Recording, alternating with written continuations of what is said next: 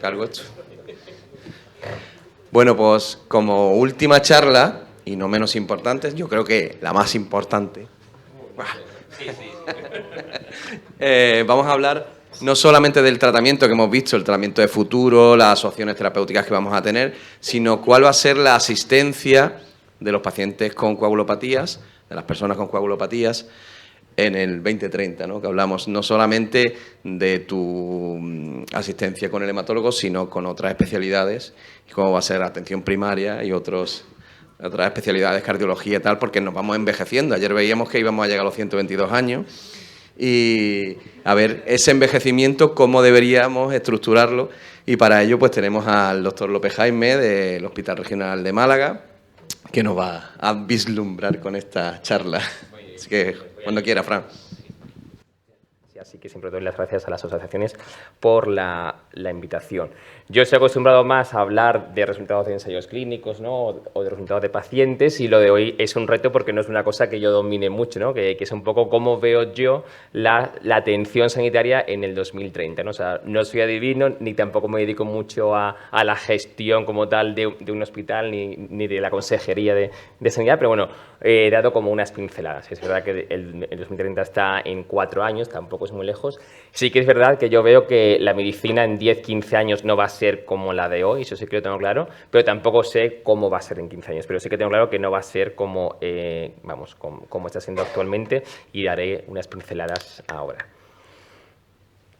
Entonces, y luego también me dijo Miguel Ángel que me enfocase más de la importancia del médico de primaria, ¿no? Y yo creo que eso es una cosa que en toda España, ¿no? Es común, ¿no?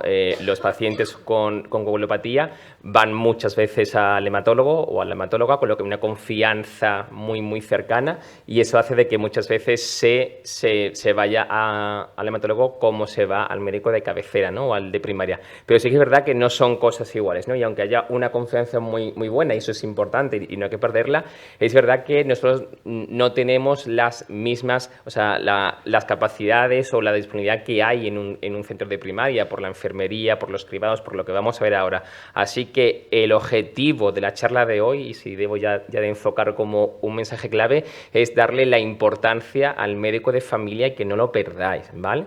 Entonces, bueno, después de esta introducción, pues vamos a empezar, ¿no? Y decir que la medicina en los últimos 30 años ha avanzado muchísimo, y ha habido un avance mucho más que en los anteriores 100 años, ¿no? Y esto cada vez con la IA y con la tecnología va a tener un crecimiento exponencial, ¿no? ¿Qué nos espera en los próximos años y qué ya hay ahora, ¿no? Pues ya hemos visto, y me imagino en la charla de José Manuel, aunque no he estado, pero ya me imagino, pues ya hay varios fármacos biológicos, no solamente la hemofilia, ¿no? Y seguramente que varios de vosotros estáis con emicizumab o con algún otro anticuerpo, sino también en el tema de la oncología, de la reumatología. Ese es el avance, ¿no? Porque son fármacos mucho más específicos, con menos efectos secundarios.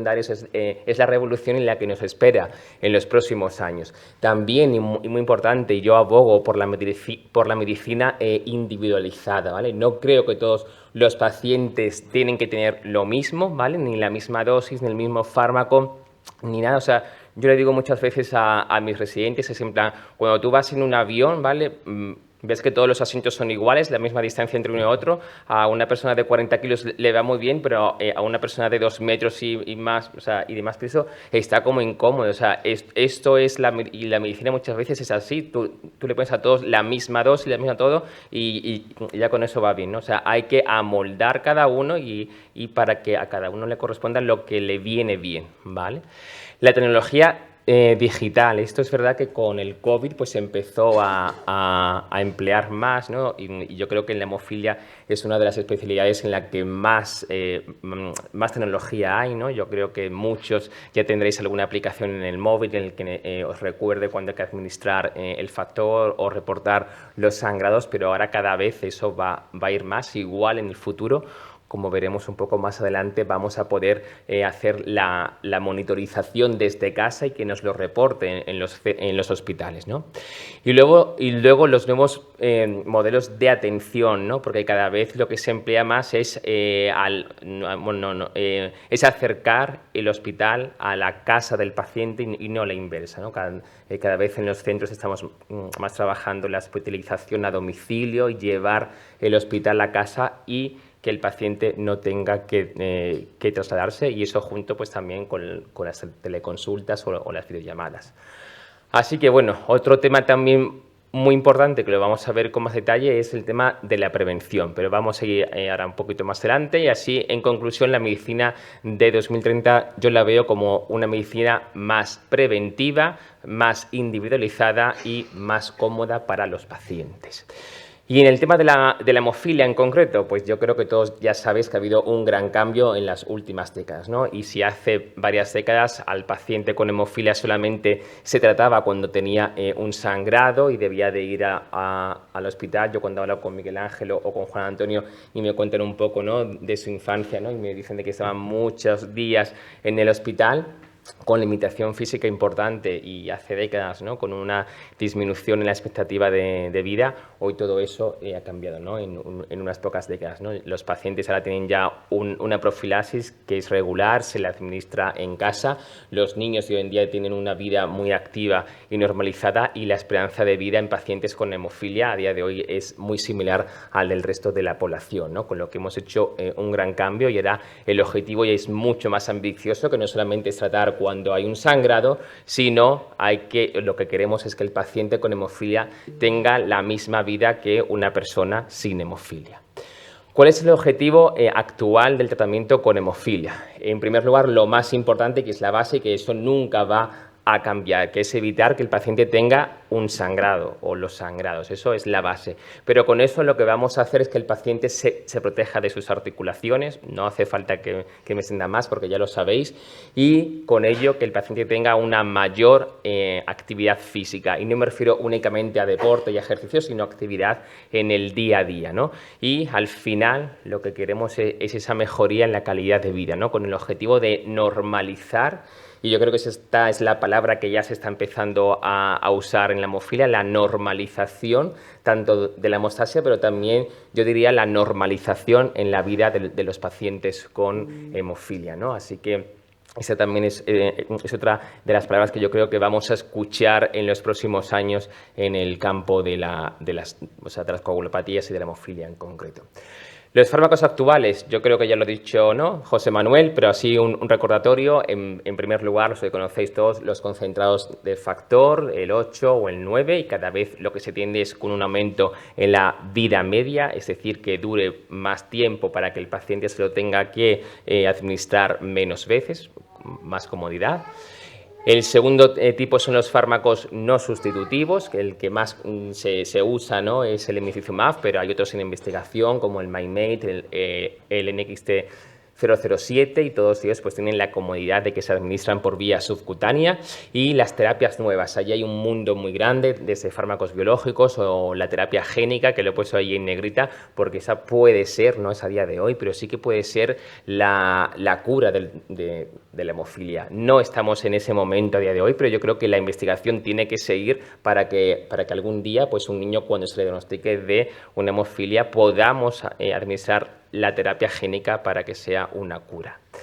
¿Y qué vamos a ver en los próximos años? Bueno, pues aquí hay un abanico muy amplio, desde los anticuerpos biespecíficos, estas moléculas que son como el emicizumab, y ahí he puesto entre interrogante vía oral.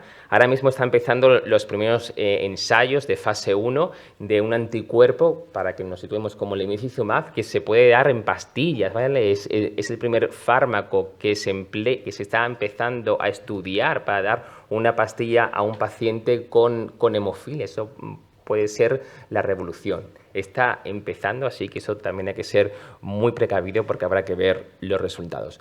Luego, otro tipo de terapias más específicas contra anticoagulantes, más jaleo, ya lo he comentado antes, el tema de la terapia génica. Todo ello, al final, lo que queremos es aumentar la capacidad de la hemostasia de los pacientes con hemofilia.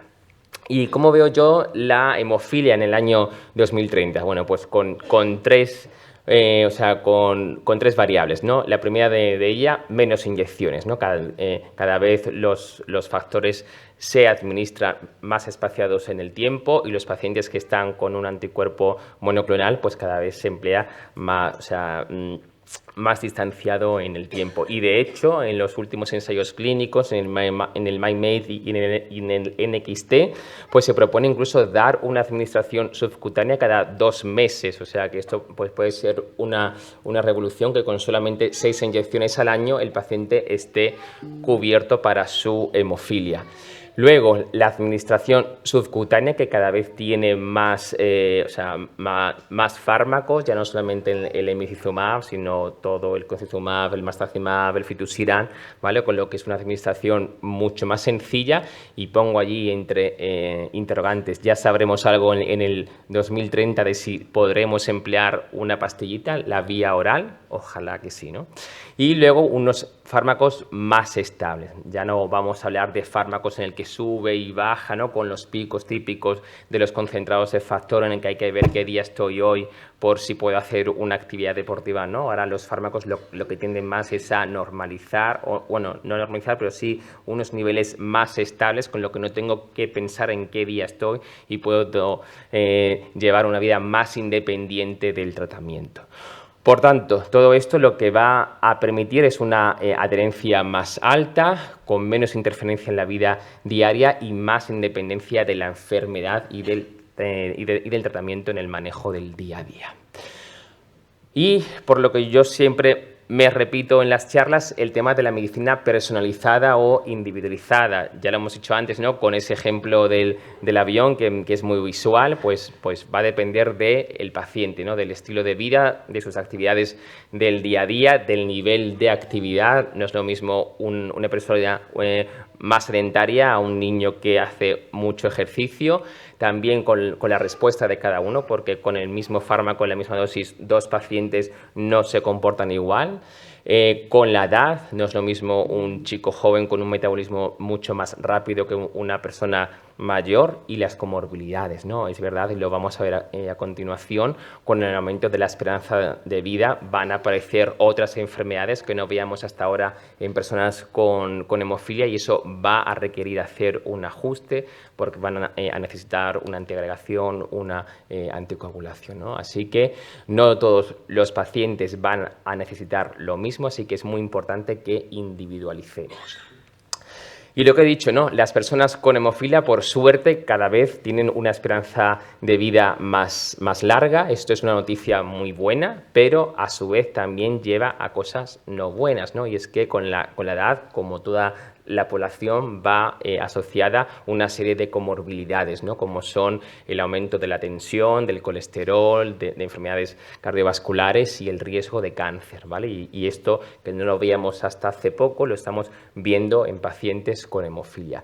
Y por eso el paso más importante, el número 1, es la prevención de que ocurra todo esto, ¿no? La hipercolesterolemia, la hipertensión, un infarto, un ictus. Así que lo primero de ellos es detectarlo antes, ¿vale? Lo más rápido, y con ello se mejora la supervivencia, ¿no? Así que la medicina del futuro, yo creo que cada vez, y esto el Ministerio está como muy concienciado, es con la prevención. De hecho, vamos, esto es una anécdota, ¿no? Pues ahora en Andalucía, ¿no? En la declaración de la renta, o sea, si vas al gimnasio, pues ya te hacen ya me entiendes. O sea, es verdad que todo el tema de la prevención, o sea, tiene mucha importancia, ¿no? Y el ejercicio físico es una de ellas, ¿no? Así que yo creo que esto es lo que nos espera en el futuro. Importancia de la prevención. Hemos pasado, ¿no? Del modelo reactivo, es decir, cuando hay un problema lo trato, a un modelo proactivo, es decir, voy a intentar que no ocurra eso, ¿vale? Voy a prevenir que me ocurra. Y esto es fundamental en la atención sanitaria, porque eso también le va a ahorrar al Ministerio mucho coste, ¿no? Mucho dinero, porque cuando ya aparece una enfermedad, eso también tiene un gasto alto. Ejemplos, los más típicos: el tema del colesterol alto, la hipertensión, los hábitos de vida más saludable, como el ejercicio y la alimentación. Y lo más importante, yo creo, de todos ellos es la detección precoz de cáncer, ¿vale? Y aquí me voy a detallar un poquito porque creo que es lo más importante que se nos escapa a los hematólogos, ¿no? Por eso es la importancia de ir al médico de cabecera, ¿no?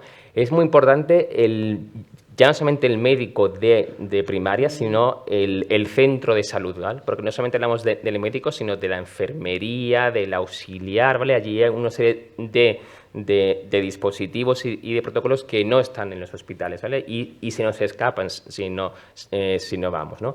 El médico de cabecera al final es como el coordinador general, ¿vale?, del cuidado de un paciente, ¿no?, con el seguimiento general, ¿vale?, con el control de la hipertensión, de la diabetes, de los programas de vacunación y de cualquier tipo de prevención, ¿no? Y aunque es verdad que el hematólogo va a estar muy importante en cada una de esas partes, por si hace falta hacer una intervención, una colonoscopia, cualquier cosa, él debe estar ahí también, el hematólogo, pero también tenemos que contar con los compañeros del centro de salud.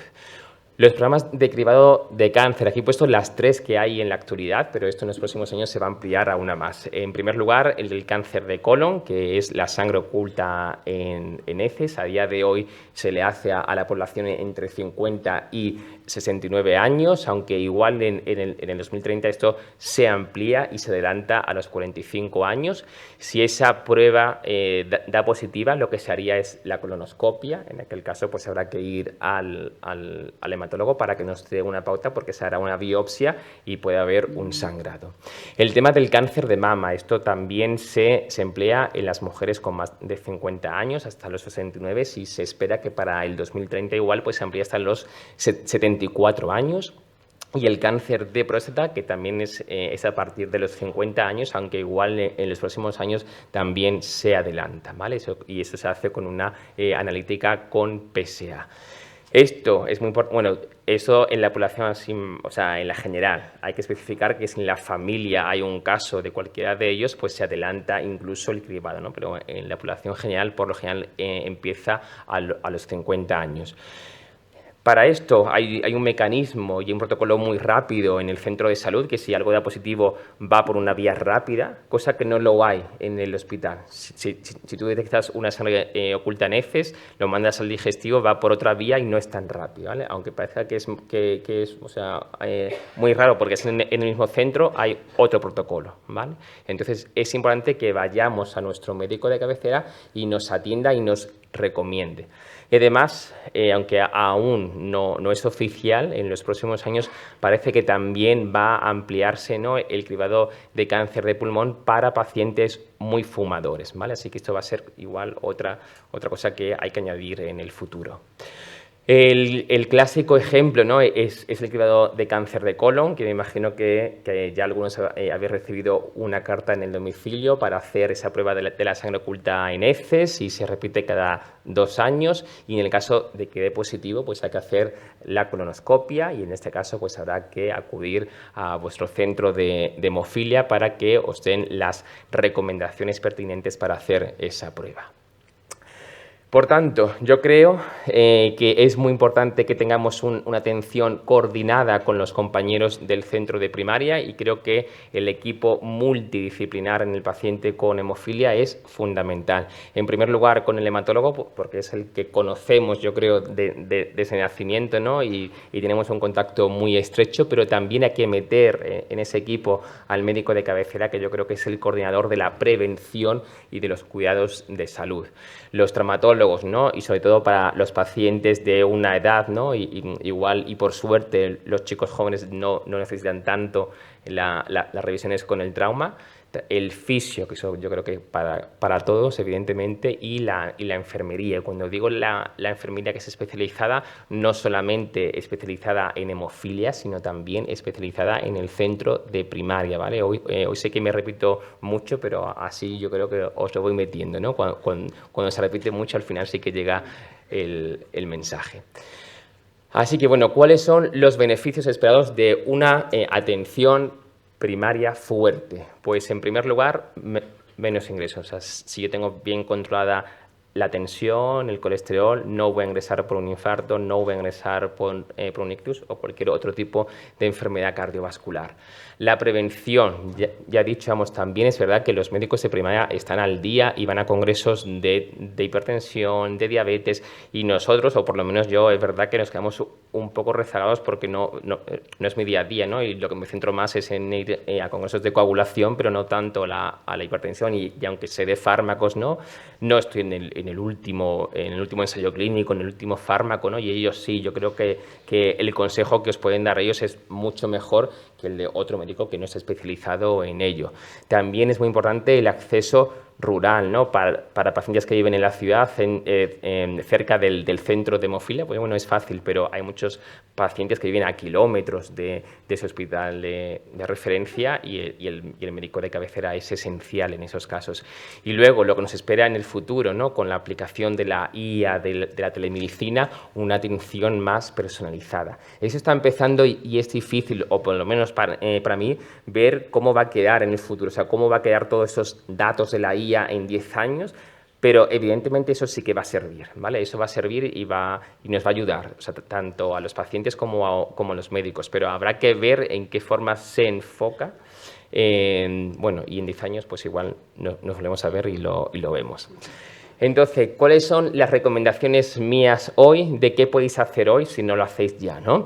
En primer lugar, ir a vuestro médico de cabecera y que os conozca, que os vea, no solamente al médico, también a la enfermera. También en ocasiones, bueno, pues cualquiera puede tener una cirugía y es la enfermera la que va a acudir a vuestro domicilio para hacer las curas, para ayudaros con la rehabilitación o para evaluar la glucemia. O sea, está bien que os conozcan y queréis ya un círculo de confianza, ¿vale? Eso es lo primero.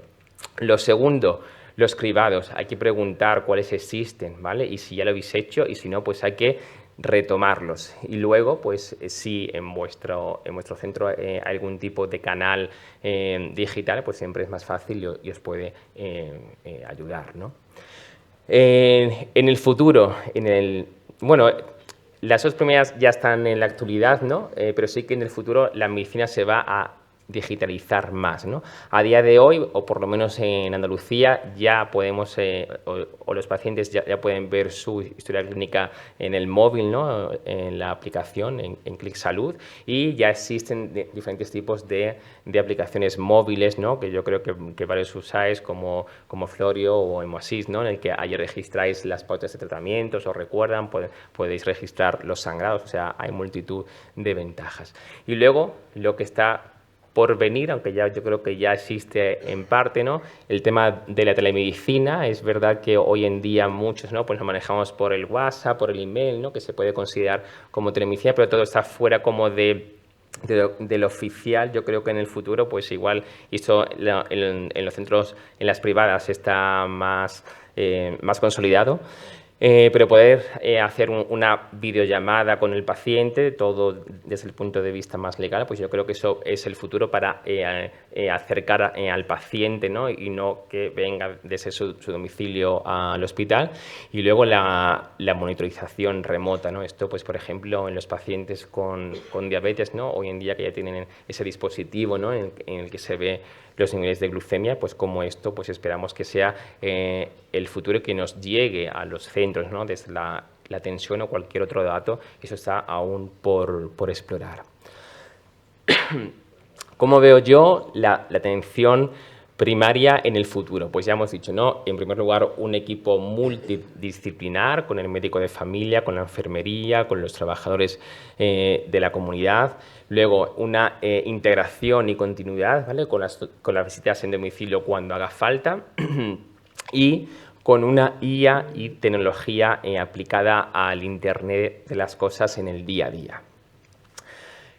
Bueno, esto es verdad que lo he puesto un poco, esto es como ciencia ficción, ¿no? Porque es verdad que cuesta mucho ver cómo va a quedar el papel de la IA en el futuro, pero yo creo que sí, o sea, todos esos datos que hay de pacientes, de las analíticas, de placas, de resonancia, es que un montón de información a nivel nacional ya solamente, que con eso sí que nos va a ayudar a hacer un diagnóstico mejor, más preciso, nos va a decir, mira, ese paciente con tal variable en la analítica, con tal lesión en la radiología, indica que en 2 años puede tener X, ¿no? Entonces, hazlo ya cuanto antes para pararlo, ¿no? Entonces, eso es verdad que hay muchísima información y nos va a ayudar, o sea, nos guste o no, porque es verdad que a veces uno piensa, bueno, son mis datos, pero yo creo que si se emplea bien, va a ser muy, muy favorable.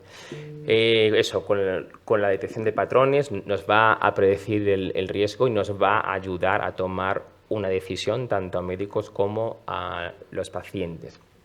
Todo ello lo que hace es lo que se está haciendo hoy, ¿no? Que son unos pacientes más informados y hay una palabra y se me olvidó, o sea, el paciente más empoderado, eso era, que no me salía, que yo creo, vamos, que todos sois un ejemplo, ¿no? O sea, de pacientes que conocéis vuestra enfermedad, que os informáis y que tomáis decisiones, cuanto más conocimiento siempre, ¿no? Pues se ha comprobado, ¿no? Que el tratamiento del paciente es mejor, una adherencia más alta y la participación es más activa. Y una cosa que yo creo que cada vez tiene más importante es lo que pongo ahí debajo de las decisiones compartidas entre el médico y el paciente. Es verdad que hay cosas muy claras, ¿no? Pues, por ejemplo, un paciente con hemofilia grave y que sangra, pues evidentemente pues, lo que requiere es la profilaxis. Pero luego siempre hay en medicina zonas grises como por ejemplo un paciente con hemofilia moderada, con un factor del 4%, que sangra muy de vez en cuando, pues se le puede plantear al paciente, ¿quieres empezar con la profilaxis o no? Lo podemos ver. Y a lo mejor 2 pacientes con lo mismo, uno te va a decir, venga, sí, yo quiero, y otro va a decir, no, yo voy a esperar. Y esa decisión, y ninguna decisión es mejor que la otra. O sea, al final el consenso entre el médico y el paciente es muy importante, ¿no? Y yo creo, cuando tomo una decisión así, que tampoco es muy rigurosa, ¿no? En el que es una zona gris, siempre le pregunto al paciente, ¿qué te parece esto? Y le escucho en plan, ¿te está pareciendo bien o no concuerda con tu estilo de vida o con tus valores? O sea, siempre es bueno de preguntar y ver lo que parece, siempre, ya digo, dentro de un orden y que no sea una locura, ¿no?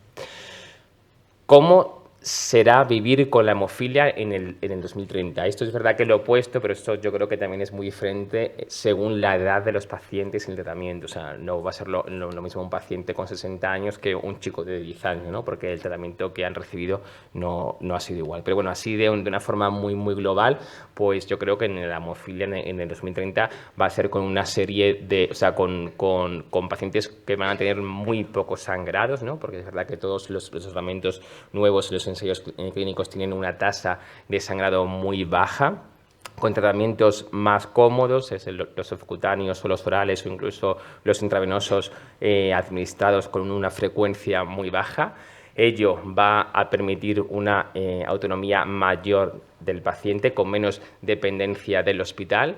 Un seguimiento cada vez es más digital y lo vemos porque hoy en día el email y el WhatsApp es lo que más empleamos en muchos pacientes y luego, y en eso es lo que quiero volver a repetir, el tema de la medicina preventiva, ¿vale? No acudir cuando ya tenemos ese evento, ese ictus, ese infarto, sino intentar actuar antes con todos los factores de riesgo cardiovasculares.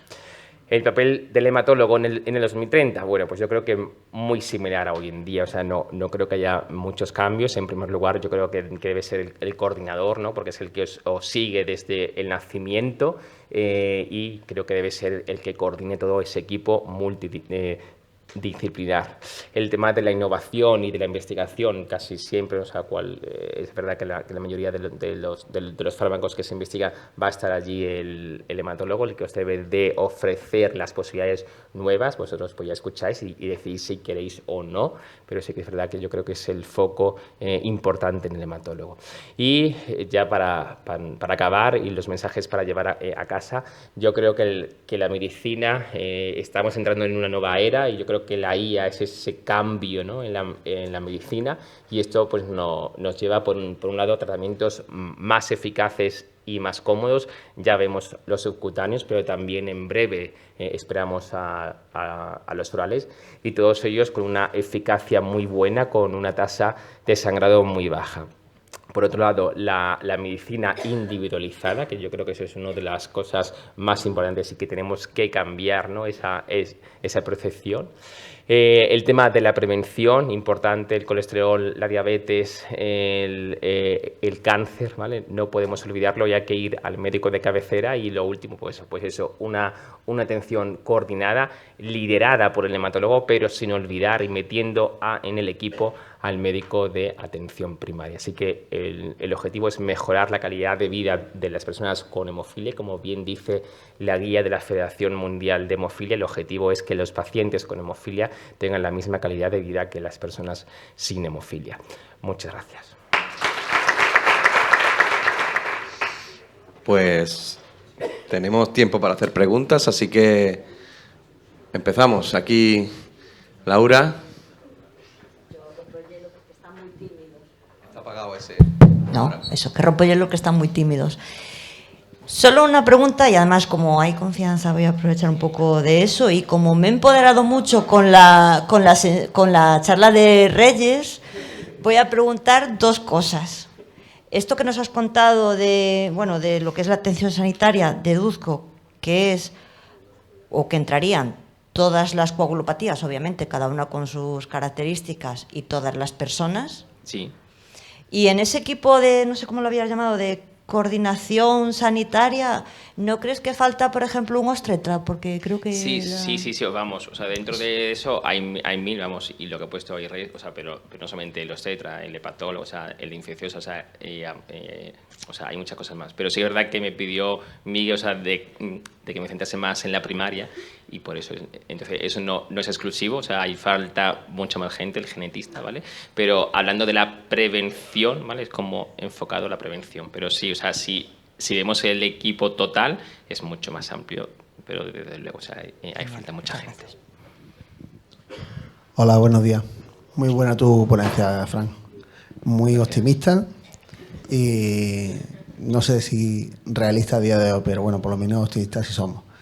Se lleva escuchando esto un montón de tiempo, desde que empezamos a mejorar a lo mejor los propios servicios, después la unidad de hemofilia, después las CESURE, después la evolución que llevamos. Es verdad que hemos avanzado muchísimo, pero después nos tenemos que plantear realmente los pues en el plan. Yo no, en la realidad, en el día a día, ¿no? No quiero ser catastrofista, ni mucho menos, pero sí hay que ser realista, ¿no? Está muy bien el planteamiento, pero si en muchos sitios nos cuesta trabajo, porque luego hay que meter también las variantes y las características de cada lugar, de que somos 17 comunidades autónomas, de cada hospital, de cada punto concreto, ¿no?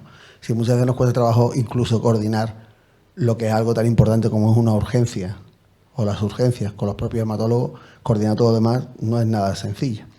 Con lo cual hay que tener en cuenta muchas variaciones, muchas variables. ¿De qué forma se puede trabajar?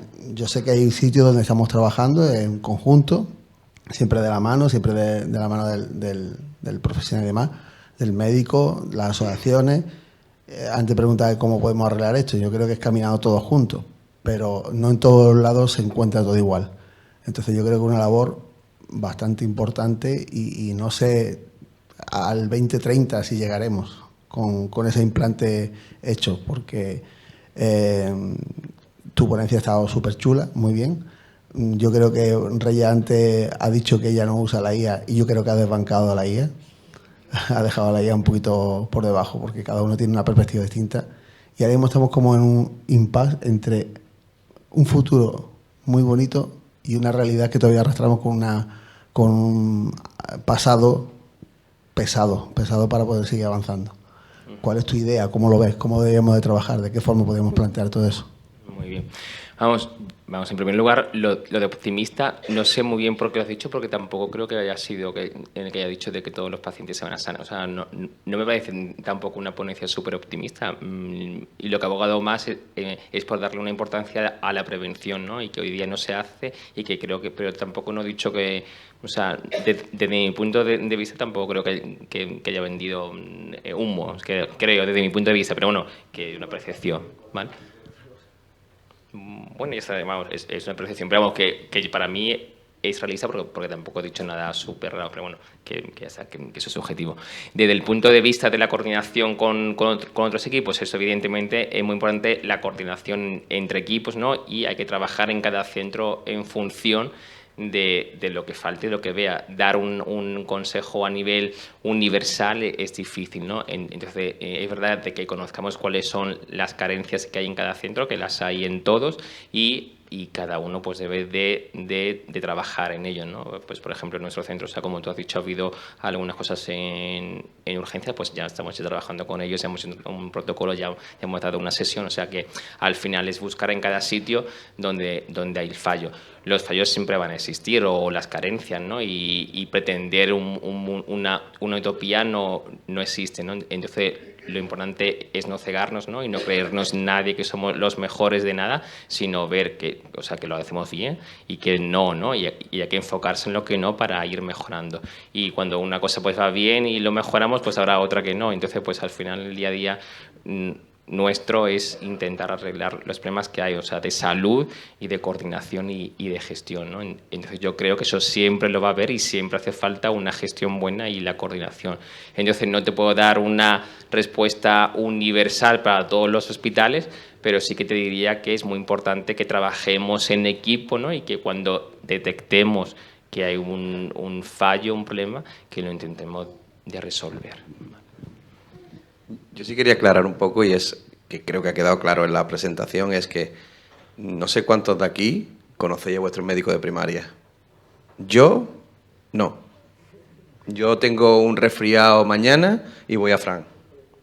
Y me duele la pierna, y a lo mejor no es nada del tobillo ni de la coagulación, y le pregunto a Fran. Entonces, creo que esta ponencia y lo que intentamos transmitir un poco es que es necesario ir al médico de primaria. Es que es necesario, porque no vamos a entrar en los cribados que decía Fran. Si tú no vas a acudir nunca, a lo mejor recibes tu carta, pero nunca vas a ir al médico de cabecera. Con esa carta me voy a ir a Fran, a su consulta, y le voy a decir: oye, Fran, ¿esto qué es? ¿Un cribado de colon? Pues tienes que ir al de primaria. Joder, es que ni lo conozco. ¿Cuál es mi centro de salud? Ni idea.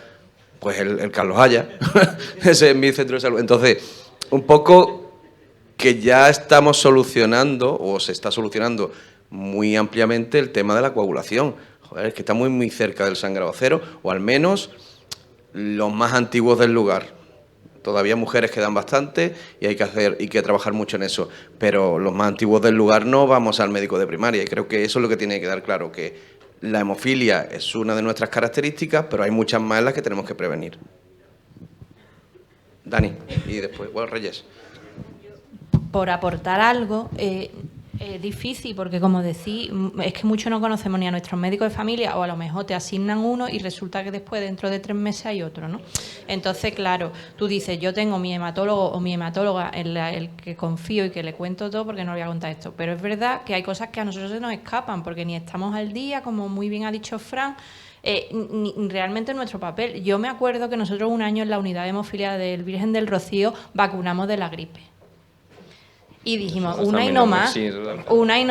Es que no, es que entonces nos dedicamos a esto. Entonces, cada especialista tiene su papel, y la primaria, como él bien ha dicho, es el coordinador de todo. Y a lo mejor te va a poder ayudar en cosas muy concretas y en otras no. Y creo que también hay que darle mucha importancia a la enfermería, porque ahora que tenemos una enfermería más especializada en coagulopatías, nos pueden ayudar en ciertos aspectos, en la coordinación con la enfermería de primaria, con la enfermería de enlace, que también se ocupa de muchas cosas.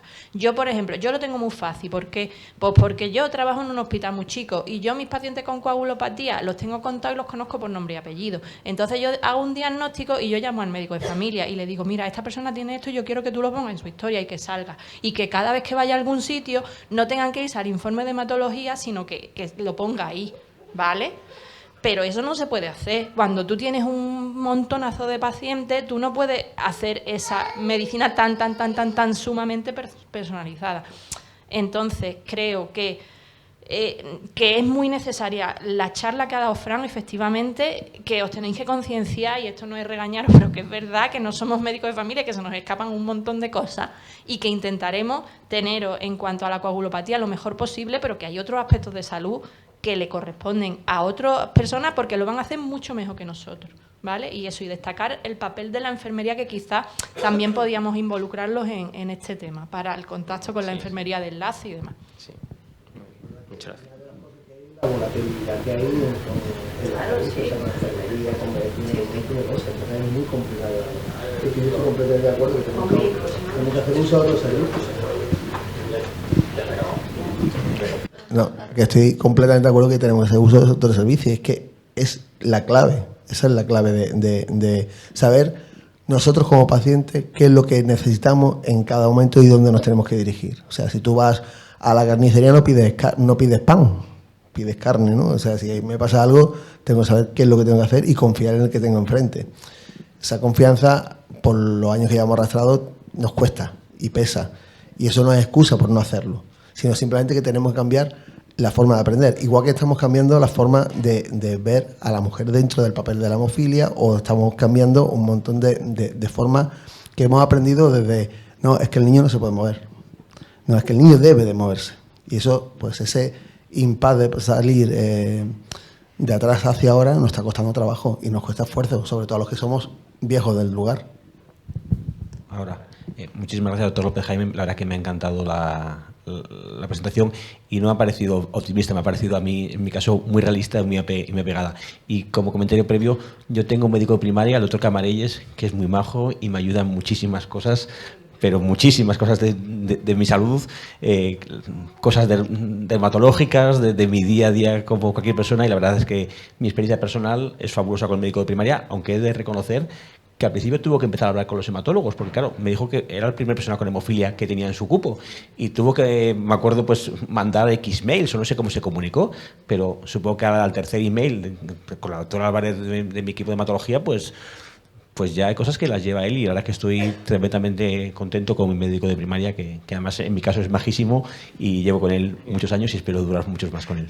Y mis preguntas al doctor López Jaime eran, hablando del año 2030, ¿cómo ve usted la atención a la hemofilia no severa? Que ahora se habla mucho de la hemofilia no severa. ¿Cree que va a haber algún cambio en el año de aquí a estos años de cómo vamos a abordar la hemofilia no severa? Y otro elemento que cada vez se oye más, y no sé usted qué opina, sobre la anticoagulación en los pacientes con hemofilia. ¿Cree que de aquí va a haber un cambio en el manejo? ¿Vamos a tener más pacientes anticoagulados? ¿Qué va a ocurrir en este aspecto? Muchas gracias. Sí, muy bien. Vamos, en el tema de la hemofilia no severa ya se está empezando a emplear, ¿no? Y sí es verdad que si antes empezábamos con la profilaxis en pacientes únicamente con hemofilia grave, ya cada vez, bueno, pues se extiende con la moderada y lo más seguro que también a los leves. Un concepto que debemos de cambiar, yo creo, la comunidad científica, es dejar de llamar a la hemofilia por los niveles de factor y más por el fenotipo, ¿no? Por la clínica, o sea, de cuánto sangra el paciente, o sea, más que por un porcentaje. Entonces, ese tiene que ser el siguiente reto, de definir bien la hemofilia, y también ahí incluyendo a las mujeres. O sea, ya no es por un porcentaje de factor, sino de cuánto sangra, si mucho, poco, y en función de eso pues habrá que dar un tratamiento u otro. Estamos con los primeros pasos. Esto sí que es verdad que tampoco es de la noche a la mañana, pero yo creo que sí que puede ser el siguiente paso, y de aquí igual al 2030 sí que se ha conseguido. O sea, no, vamos, en 4 años igual y así. Y la siguiente pregunta...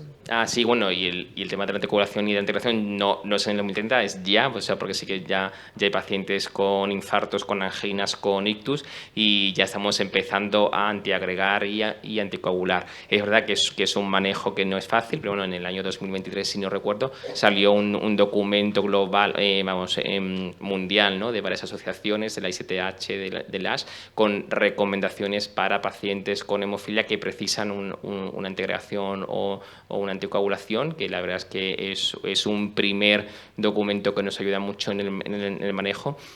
Y yo creo, vamos, que en los centros grandes de España ya hay varios pacientes anticoagulados y antiagregados que además también tienen una terapia para su hemofilia. O sea que el futuro en ese aspecto es la combinación con un tratamiento que sea un concentrado de factor, un biológico, junto con la anticoagulación y la integración.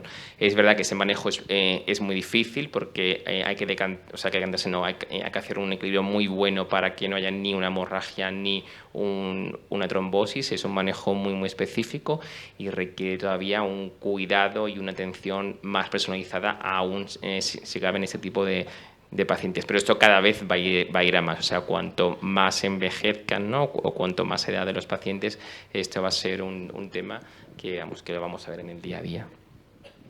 Hola, buenos días. Lo primero, muchísimas gracias por la charla y la verdad es que me ha parecido muy interesante.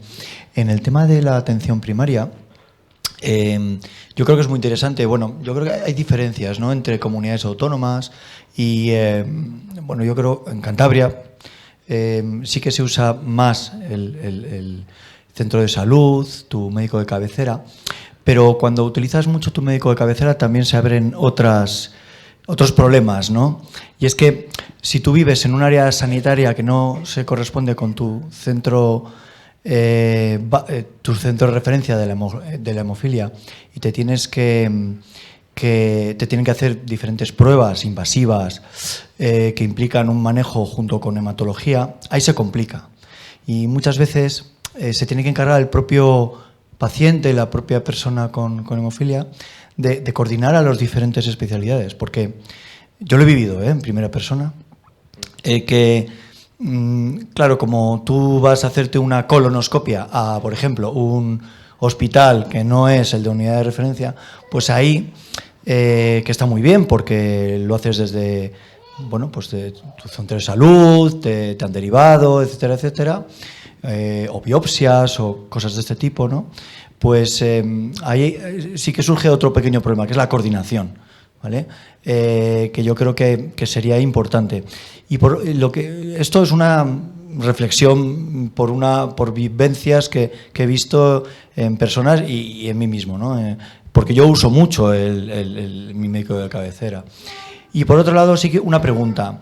En cuanto al tema de la monitorización, porque creo que es bastante importante, del uso de factor, otro tipo de terapia, junto con el hematólogo, que ayude también a mejorar la conciliación con el trabajo también, porque muchas veces las personas con hemofilia, si tienes que acudir mucho a tu hospital, pues en tu trabajo te dicen, oye, o trabajas o aquí estamos, ¿no? Esta es la realidad de la vida. Entonces, todo ese tipo de uso de aplicaciones mejoraría mucho esto. Pero yo no estoy viendo que haya una apuesta, por lo menos en el Gobierno de Cantabria, no sé en otras comunidades autónomas, de usar este tipo de aplicaciones para que haya una mejor coordinación entre paciente y hematólogo, por ejemplo, ¿no? Menos asistencias al hospital, menos tiempo tanto para el hematólogo como para la persona que tiene que ir. Yo pongo un ejemplo, yo me tuve que venir hasta Madrid para que me hicieran una intervención de 10 minutos y tuve que venir 2 veces desde Cantabria, porque el primer día es que la persona que me tenía que hacer la intervención había surgido un problema personal y no me la pudo hacer. Me tuve que venir 2 veces desde Cantabria hasta Madrid para 10 minutos. Con el primer tema era, tú recuérdame. Bueno, sí, así. Lo de que te pertenezca a otro centro tuyo y que no sea el de referencia de la hemofilia, eso ocurre en toda España, me imagino. Vamos, y de hecho, si yo pido una prueba, por poner un ejemplo, al digestivo para una colonoscopia, como no especifique qué es el centro de referencia que tienes aquí, lo mandan al paciente, o sea, por protocolo, lo mandan al hospital que le corresponda, ¿vale? Porque también es normal que no se puede sobrecargar un hospital con todo, o sea, sea necesario o no, porque si te mandó no sé, al de alergias, pues igual no hace falta que sea el mío, ¿sabes? Porque eso no tiene ninguna implicación. Entonces, eso es verdad que debería estar todo mejor protocolizado, ¿no? Para que se derive para determinadas cosas o procedimientos en el centro de referencia.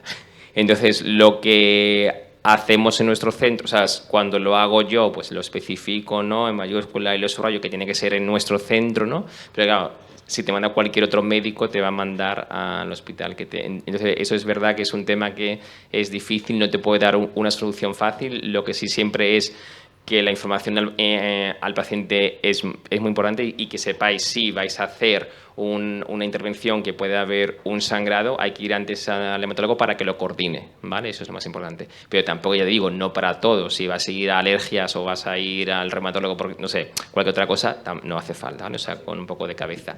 Y se me va olvidando las preguntas. La telemedicina ya es... eso sí que es verdad que a día de hoy no está muy consolidado y yo creo que es una de las cosas que debe haber una revolución. No me suena a mí tampoco en España que haya ninguna comunidad, o sea, yo no sé, así como muy desarrollada en el tema de la telemedicina. Yo creo que sí que debe ser. Con el tema del COVID hubo como un resurgimiento o la necesidad, ¿no? Y lo que llegamos fue a las llamadas por el teléfono. Ya está, hasta ahí ha llegado, pero yo creo que sigue siendo importante el tema de la videollamada o de enviar analíticas, o sea, o más cosas, y yo creo que debería ser el futuro. En nuestra comunidad y ahora con las elecciones, pues nuestro presidente ha dicho de que si ganan las elecciones va a impulsar más la telemedicina, pero bueno, eso simplemente es publicidad propagandística, que no sé si me va a creer o no, pero bueno, es una necesidad y yo creo que es muy importante y que va a facilitar tanto para nosotros como para nosotros también, o sea, que lo veo muy necesario. Bueno, la última pregunta la dejamos a... Hola, buenos días. Y felicitarte y darte las gracias por el tema que nos has expuesto también y que es una cierta novedad porque no se ve mucho el futuro, no en muchas charlas se habla del futuro. Y luego estáis dando una importancia que la tiene el ir al centro, al médico de familia, pero vamos a equilibrar. O sea, sí ir al centro, al médico de familia cuando sea necesaria para una gripe, para un catarro, pero eso no tiene que hacer que las revisiones con nuestro hematólogo las abandonemos.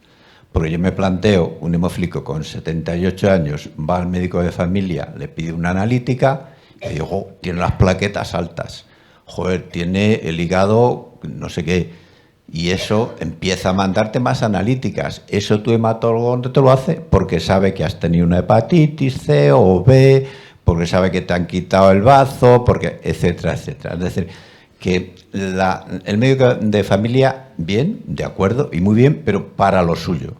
Para lo demás no, porque un médico de familia no sabe tu historial y no tiene tiempo para meterse en el ordenador, ves tu historia, etcétera, etcétera. Mientras que el hematólogo es un médico que te ha llevado 78 años y sabe de qué va, y si te ve una analítica sabe de qué pie cojea rápidamente, ¿sabes? Solamente era eso. Tal cual, o sea, muy bien, vamos, y con mi charla no he querido yo decir en ningún momento de que hay que abandonar al hematólogo, ni mucho menos, por favor, si se ha entendido, perdonadme.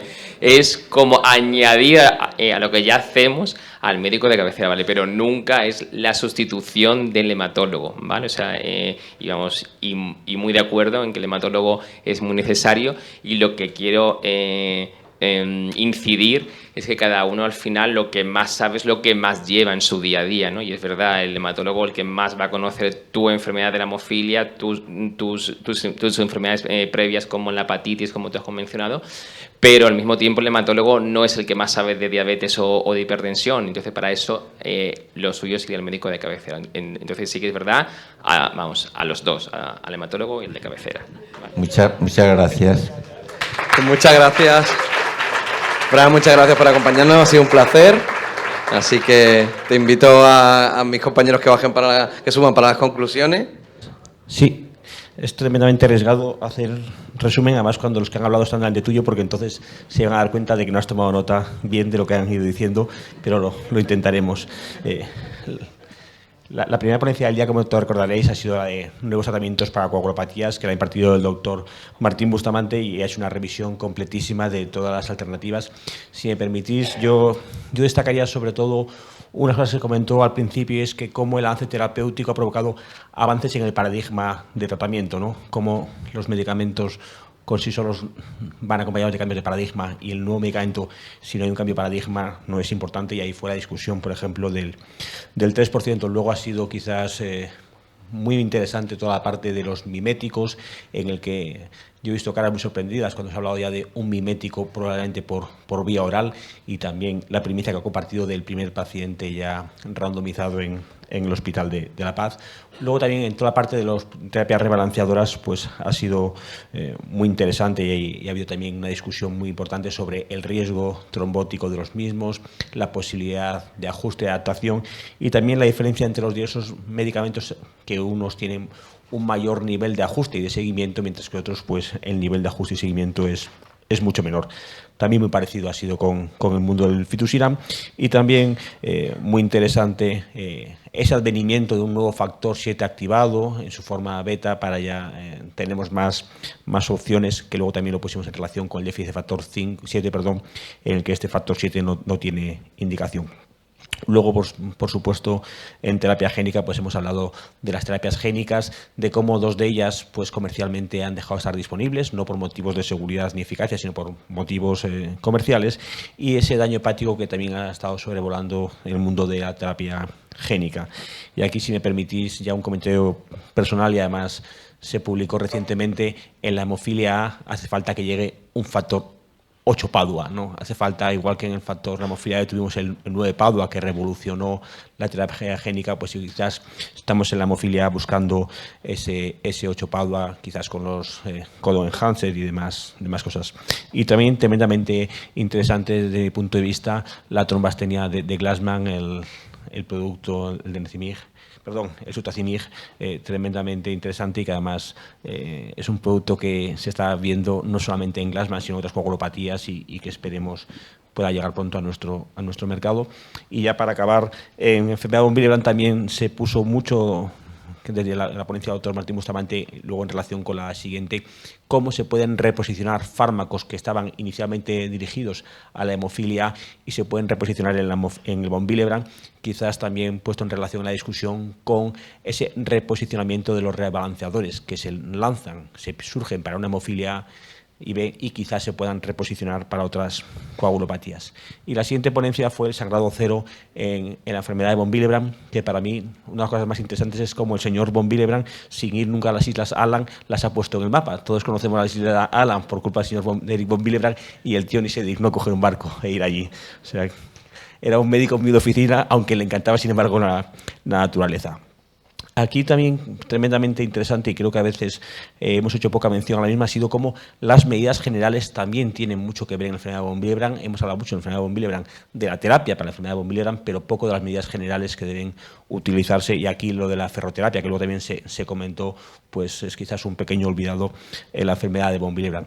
También comentar, además de los problemas de sesgo de género que luego se comentaron, esa variabilidad fenotípica en la enfermedad de von Willebrand, y desde mi punto de vista que no ha sido una coagulopatía que haya provocado hemártolos, sino otros sangrados que se han creído menos importantes, ha provocado que la profilaxis haya llegado pues mucho más tarde y que esté llegando, ¿no? Y ese dato del 10% de los pacientes graves en profilaxis es un dato tremendamente importante, aunque, como comentábamos ayer en otra sesión, todos los sangrados importan, no solamente el hemártolos, sangrado gastrointestinal, tremendamente complicado, otro tipo de sangrados que la enfermedad de von Willebrand son muy prevalentes.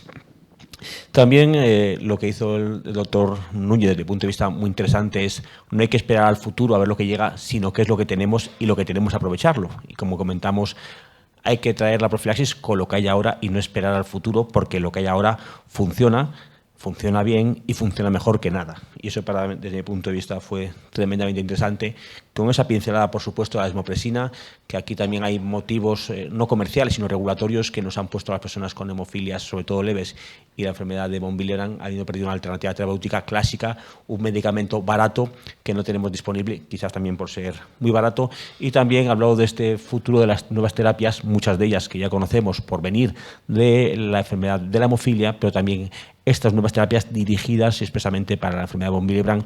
Y como también comentó el doctor Núñez, ese slide hace 5 años estaba en blanco. Me toca, vale. Yo no he tomado tantas notas, pero bueno, creo que la charla, compartiréis conmigo, de la doctora Reyes Bárcenas ha estado perfecta, ha contestado muchas de las preguntas que yo tenía anotadas previamente. No se le escapa a nadie que existe un sesgo de género, y existe un sesgo de género en medicina y obviamente en coagulopatías también, pero sí que es verdad que se está trabajando mucho, por lo menos para ponerlo encima de la mesa. Ya para corregirlo nos llevará un poquito más de tiempo, pero que ahora en todos y cada uno de los simposios y congresos que se hacen haya como mínimo una mesa donde se habla de mujeres y niñas con coagulopatías es un éxito.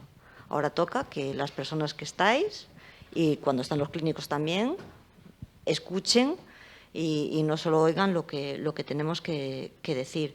Estamos trabajando no solo desde la parte de clínicos, cada vez salen más guías, cada vez estamos más al día, se trabaja de forma coordinada pues, para diagnosticar y creo que es importante, porque lo decía antes la doctora Reyes, el cambio de nomenclatura ha sido un punto de inflexión, no ha sido una cosa súper novedosa, pero ha sido un punto de inflexión porque una vez que sabemos que tenemos un diagnóstico, tenemos una patología, podemos saber cómo abordarla y sobre todo aquellos centros donde no tratan habitualmente a pacientes con hemofilia o con cualquier otra coagulopatía.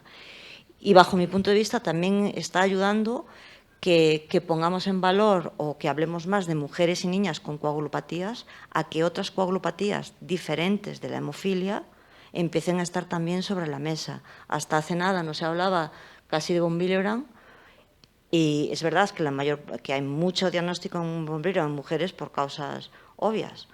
Decía Daniel que ningún sangrado es menor, hay sangrados importantes, un sangrado menstrual abundante es un sangrado importante, no solo un hemartros. ¿No causa dolor? Sí, sí causa dolor también. Y estar 15 días en tu casa sin poder hacer una vida normal también es complicado.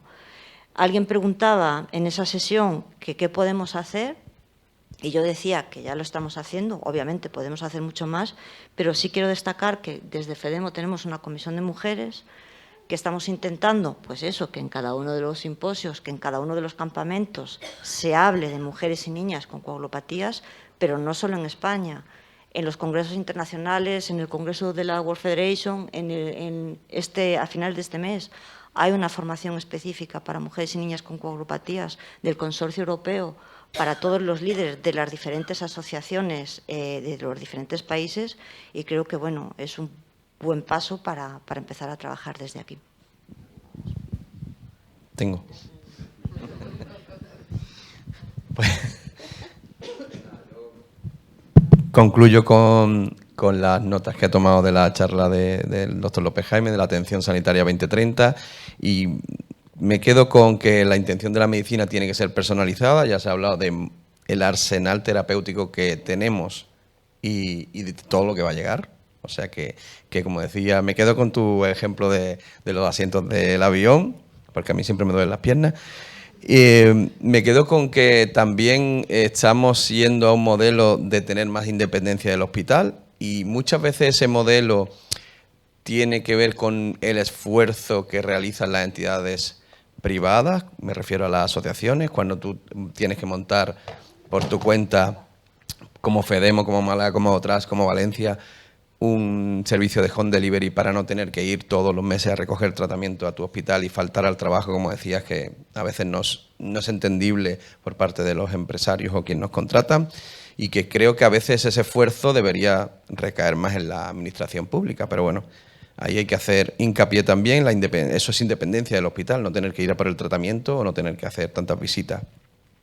La monitorización digital, que sí que es verdad que yo creo que hubo un boom de apps en el que todos teníamos Florio, Hemoassist, tal, y todos poníamos ahí nuestros datos y teníamos una pila que nos marcaba cuando estábamos más bajos, cuando estábamos más altos, que eso ha cambiado con los nuevos tratamientos porque ahora estamos un poco en un diagrama plano, pero que habrá que retomarlo y retomarlo el modelo, que la mejoría en calidad de vida tiene que ser sobre todo hábitos de vida saludables, prevención, y en la prevención tiene que entrar el centro de salud como, digamos que no siendo tan importante como tu patología principal, que es la hemofilia, pero sí que tiene que estar en otras patologías como puede ser diabetes, hipertensión y demás, y que hay que conocerlo, y sobre todo entrar en los cribados de la sociedad general, porque al final somos pacientes de hemofilia, pero también somos pacientes de cáncer de colon, de ictus y de